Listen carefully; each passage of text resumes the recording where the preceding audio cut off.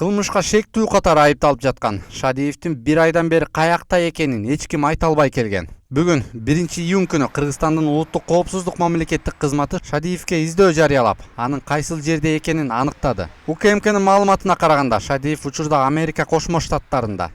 Аскарбек Шадиев өзүнө кылмыш иши козголгонун билгенден кийин 28 апрелде Хожент Москва аба каттам аркылуу Москва шаарындагы Домодедово аба майданына учуп барып, андан ары Кыргыз өлкөсүнүн дипломаттык паспорту менен Нью-Йоркко учуп кеткен.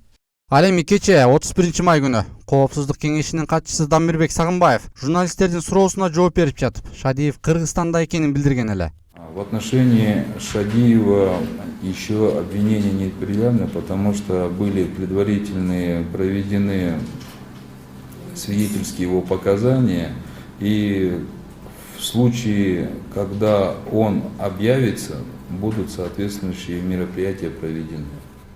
Буга чейин 1 ай бою коомчулук Аскарбек Шадиевдин качып кеткенин угушуп, анын каякта жүргөнүн күч органдарынан сурап, кызуу талкууга алышты. Ал тургай жогорку кеңештин жыйынында дагы бул маселе көтөрүлгөн. Депутат Рыскелди Момбек башкы прокурордон жана УКМКнын өкүлүнөн Шадиевдин каякта жүргөнүн тактап сураган. Бирок экөө тең анын каякта экенин так айта алган эмес. Президенттин карбысы боюнча айткан сөздөн 9 февралда кылмыш иши козголгон. Козголгондо да жогорку кеңеште бөлүм башчыга козголгон. Анан Камчыбек байкем кыздардан уялат экен, мен кесиптештеримен сурагандан уялып жүрөм да. Шадиев Аскар Алымбекович кайда?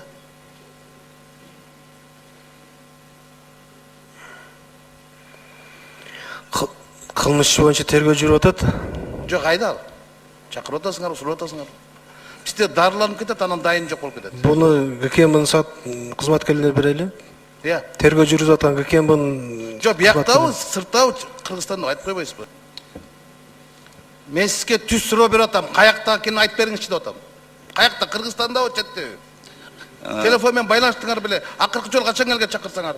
Чек ара кызматынын маалыматы боюнча жанагы границада жүрүп аткан жанагы АСПК деп коет, ошолор маалыматына караганда Кыргызстан территориясынан чыккан эмес.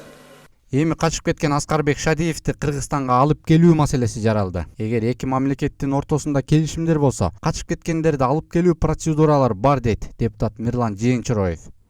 Жок, 48 сааттын ичинде бул соттун чечими. 48 сааттын ичинде ал камакка алыныш керек деп чечим чыкты. Эми экинчи маселе мына өзүңүздөр көрбөйсүз, массалык коомдук каражатты сиздер деле окудук, ошо ГКМБ кызматы берип атат. Ал чек аранын өтүп кеткен, бүгүнкү күндө башка чет мамлекетте болуп турат. Ошон үчүн мындай сыртынан чыккан чечим болуп эсептелет. Эгерде будан нары дагы мыйзам мүмкүнчүлүктөрдү берет, башка өлкөлөргө кайрылып, ошо эгерде ошол өлкөлөр менен ортодо келишимдер болсо, аларды бул мамлекетке алып келиш bir процедуралар бар.